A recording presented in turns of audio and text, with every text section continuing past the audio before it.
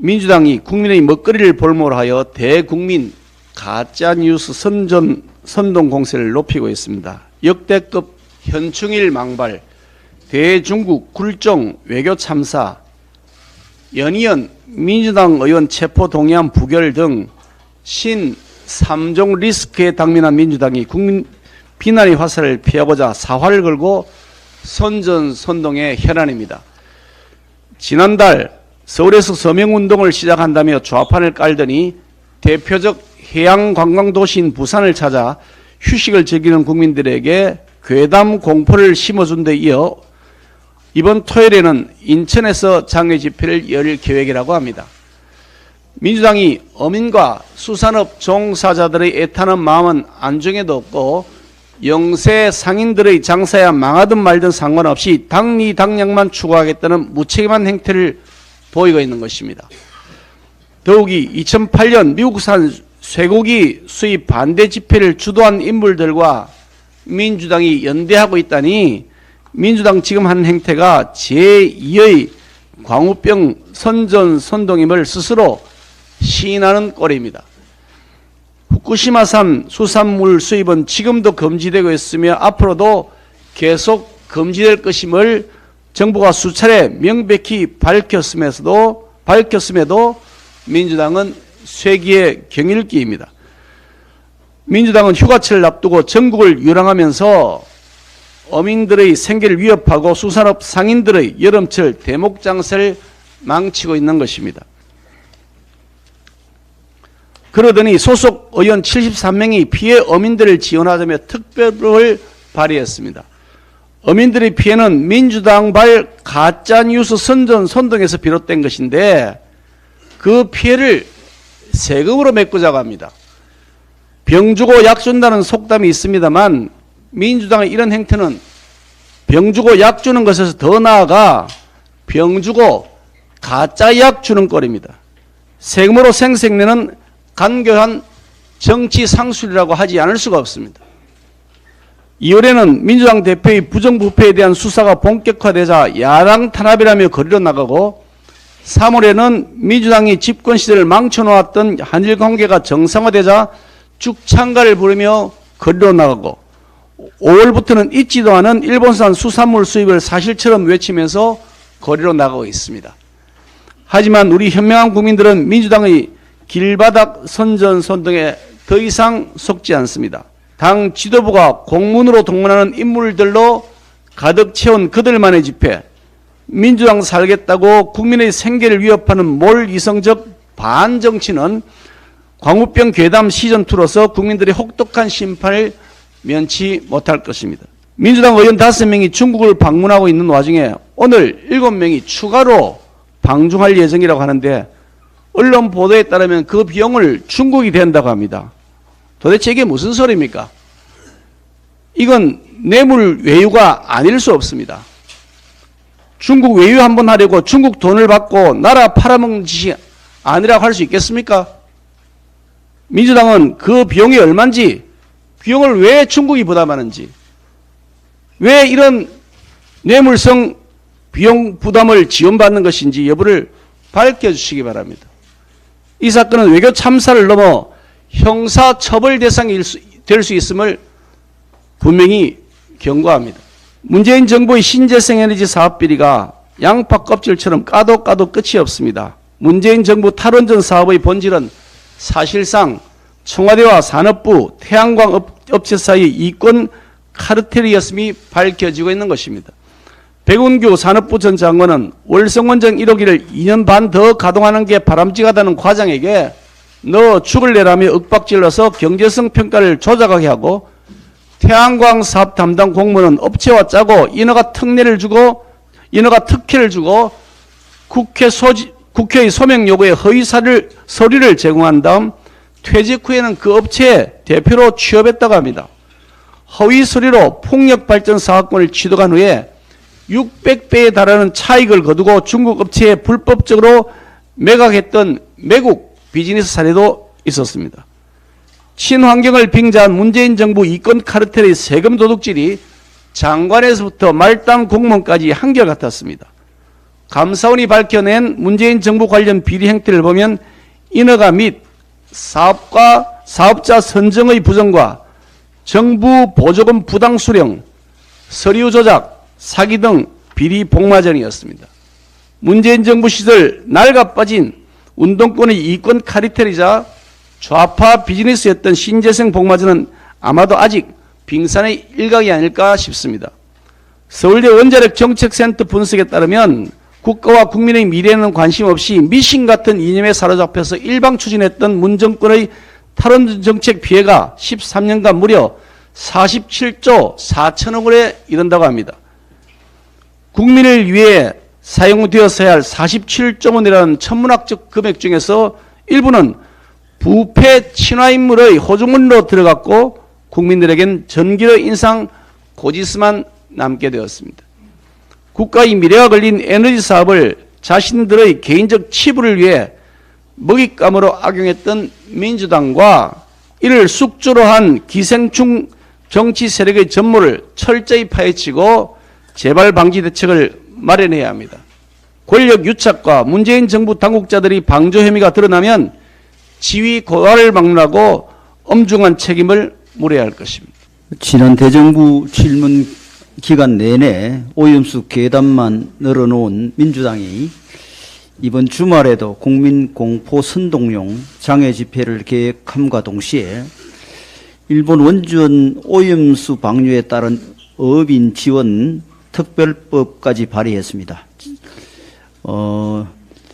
이런 3명의 의원이 공동 발의에 이름을 올렸고 당 지도부에도 동참해서 사실상 당론으로 추진하려는 모양새입니다. 현재 발생한 어민들의 생존권 위협은 오염수 때문이 아니라 민주당과 좌파 진영의 괴담 유포, 악의적인 선동이 가장 큰 원인입니다.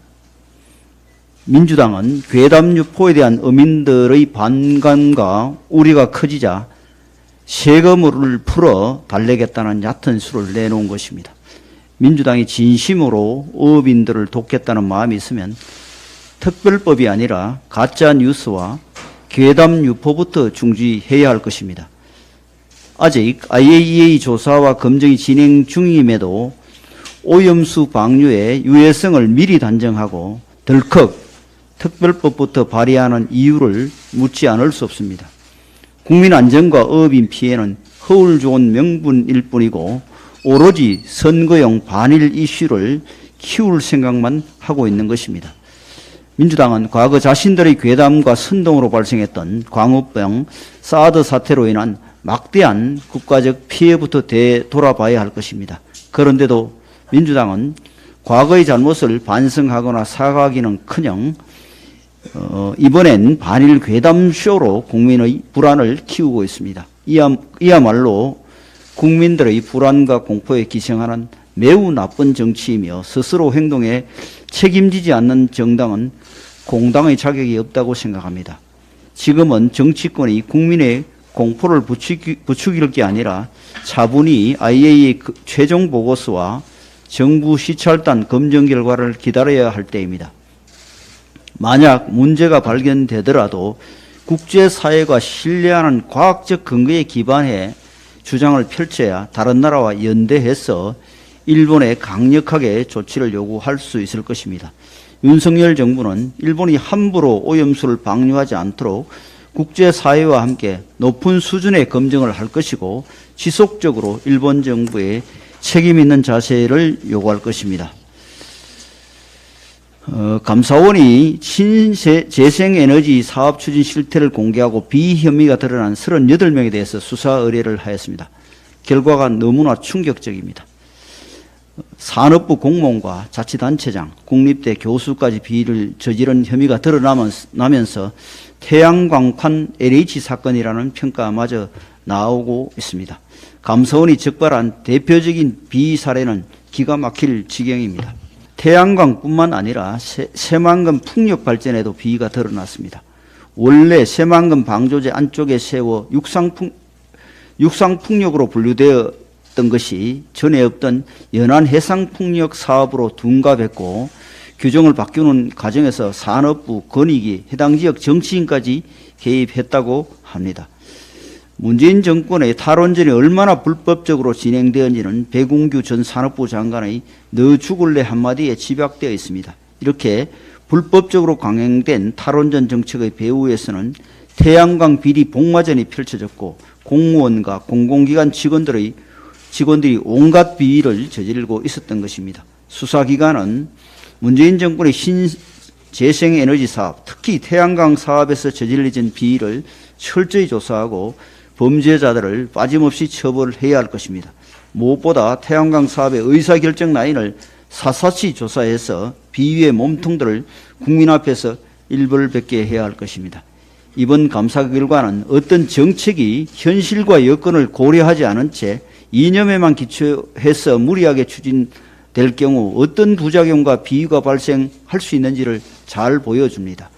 장래의 정부는 문재인 정권의 비현실적인 탈원전 정책이 어떻게 국민의 혈세를 탐관오리와 도적들의 약탈 대상으로 만들었는지를 기억하고 두고두고 교훈으로 삼아야 할 것입니다.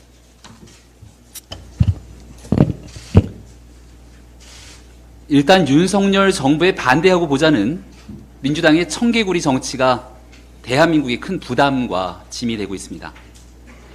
한 언론의 보도를 보면 싱하이밍 대사와 만찬을 준비할 때 편안하게 식사하는 자리고 별도 의제는 없다는 중국 대사관의 회신이 있었다고 합니다. 그런데 막상 식사가 시작되니 싱 대사가 15분 일장 연설을 시작하며 되려 민주당과 이재명 대표가 당했다는 겁니다. 민주당이 유튜브 생중계를 통해 중국 대사와의 만찬을 국내 정치에 활용하려다가 외려 되치기 당한 꼴이 아닐 수 없습니다. 이 대표와 민주당의 아마추어 정치가 불러온 참극의 후과가 너무나 큽니다. 그런데 민주당은 자신들의 실수를 겸허하게 인정하기는커녕 오히려 정신 승리의 적반하장 태도로 국민을 아연실색케 합니다. 장경태 최고위원은 외교 잘하는 이재명의 열등감 때문 운운하며 중국에 편을 들며 현 정부의 모든 책임을 돌립니다. 어디 이뿐입니까?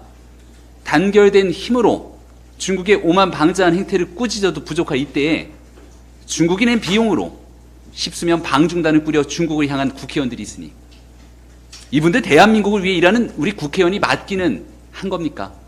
싱하이밍의 뒤통수를 맞았다며 자기 무능을 고백한 민주당이 이번 중국 방문에서는 또 어떤 뒤통수를 맞고 돌아올지 걱정과 한숨이 커질 뿐입니다.